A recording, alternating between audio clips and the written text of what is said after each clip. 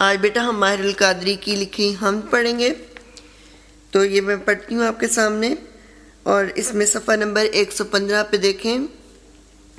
فکر و دانش کی ہے معراج خدا کا اقرار، یہی وجدان کی آواز ہے فطرت کی پکار، ذرے ذرے کی شہادت کہ خدا ہے موجود، پتے پتے کو ہے سانے کی صفت کا اقرار، اسی خلاق نے جوہر کو توانائی دی، پھول پتوں کو عطا جس نے کیے نقش و نگار، اسی خالق اسی مالک کی ہے سب حمد و ثنا، آبشاروں کا ترنم ہو کہ گل بانگے ہزار، یہ سب آیات الہی ہیں ذرا غور سے دیکھ، اس کی پھر حمد بیاں کر اسی خالق کو پکار، اس کی صنعت کے نمونے ہیں وہ نکھتوں کے رنگ، اس کی قدرت کے کرشمے ہیں خزاں ہو کے بہار۔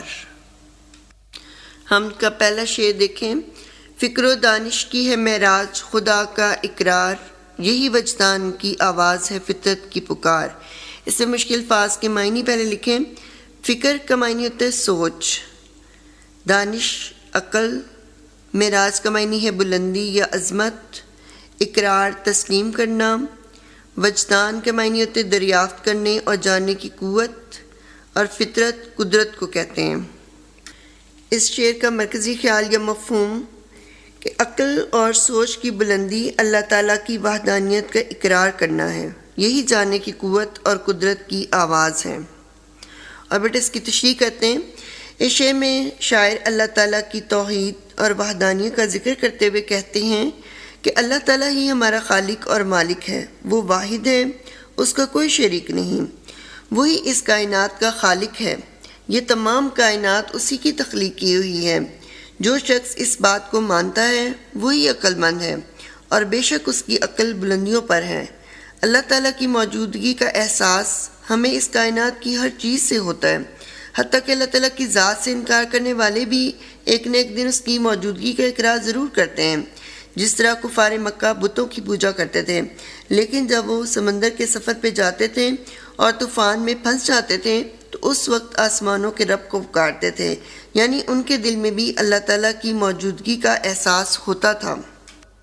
اللہ تعالیٰ نے اپنی ذات کو مخفی رکھا ہے، لیکن اس نے اپنی قدرت کے اظہار کے لیے نشانیاں بنائی ہیں۔ یہ کائنات اللہ تعالیٰ نے اس لیے تخلیق کی ہے تاکہ انسان اللہ تعالیٰ کو پہچان لے۔ قرآن پاک اور حدیث میں بھی متعدد مقامات پر انسان کو کائنات اور اس میں موجود تمام چیزوں پر غور و فکر کرنے کی دعوت دی گئی ہے تاکہ انسان اپنے خالق کو پہچان سکے۔ جیسا کہ ایک حدیث قدسی ہے، اللہ تعالیٰ نے فرمایا ہے کہ میں ایک چھپا ہوا خزانہ تھا، اور جب میں نے چاہا کہ میں پہچانا جاؤں تو میں نے یہ کائنات تخلیق کی۔ تو اس کائنات کو اللہ تعالیٰ نے اپنی پہچان کا ذریعہ بنایا ہے۔ کائنات کی ہر چیز سے اس کی قدرت جھلکتی ہے۔ اللہ تعالیٰ کی بنائی ہوئی ہر چیز میں عقل والوں کے لیے کھلی نشانیاں موجود ہیں، اور اگر انسان اس کائنات کا مشاہدہ کرے تو وہ بآسانی اللہ تعالیٰ کی موجودگی کا راز پا سکتا ہے۔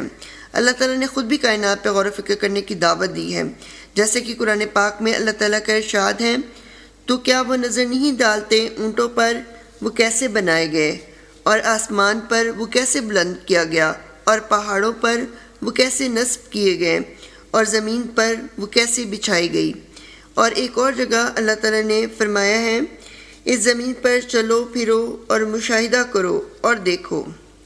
اسی طرح اگر انسان اپنے وجود پر ہی غور کر لے تو اللہ تعالیٰ نے اسے احسن شکل دے کر پیدا کیا ہے، اور اس کے اندر دیکھیے کہ مختلف نظام کام کر رہے ہیں۔ اسے چلنے پھرنے کی اللہ تعالیٰ نے طاقت دی ہے، بولنے کی، سننے کی، اور چلنے پھرنے کی طاقت دی ہے، سوچنے سمجھنے کی صلاحیت دی ہے۔ ان باتوں پر اگر انسان غور کر لے تو اسے اللہ کے وجود کی دلیل ملتی ہے، یعنی اس کا خالق اللہ ہے۔ جیسے کہ قرآن پاک میں سورہ روم آیت نمبر 8 میں اللہ تعالیٰ نے فرمایا ہے، اور کیا انہوں نے اپنی جانوں پر تفکر نہیں کیا؟ انسانوں کو اپنی ذات پر غور کرنا چاہیے۔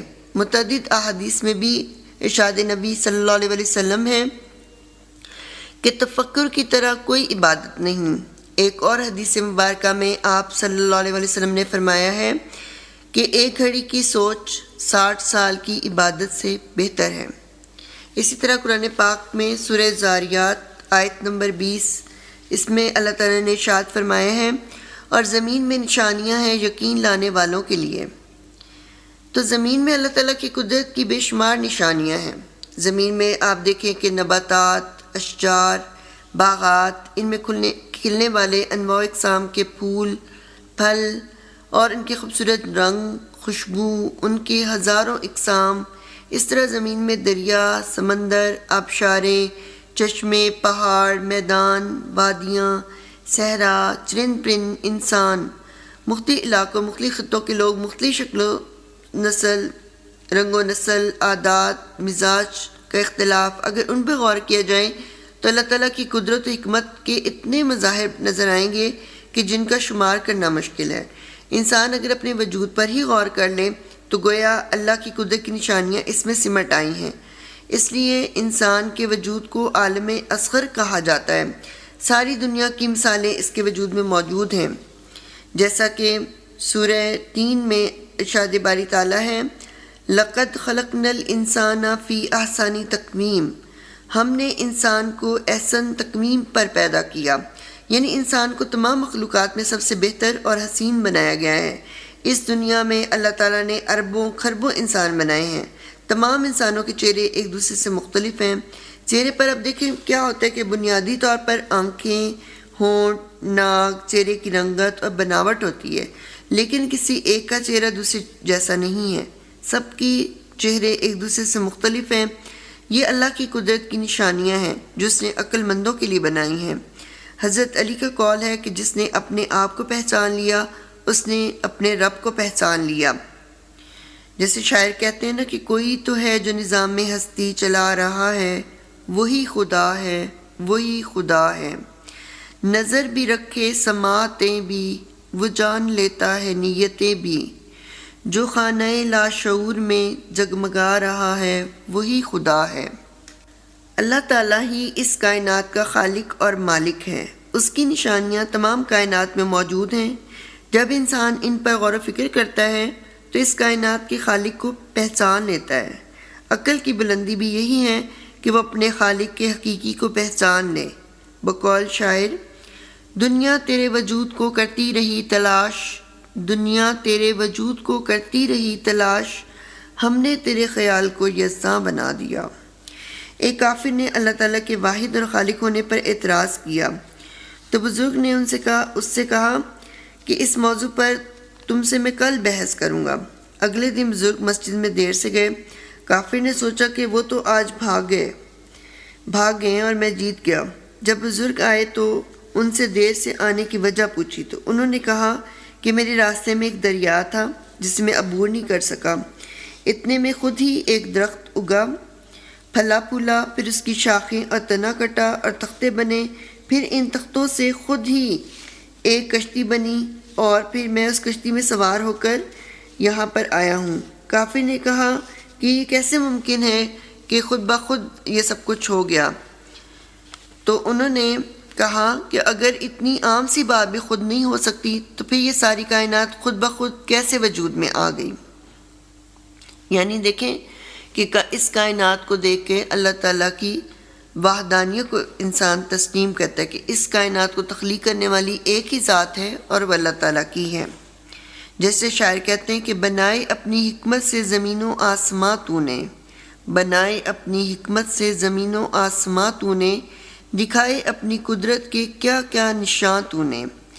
انسان کو ان تمام نشانیوں پر غور کرنا چاہیے اور جو اسے عقل و شعور دیا گیا ہے اسے بروئے کار لاتے ہوئے اپنے خالق کو پہچان لینا چاہیے۔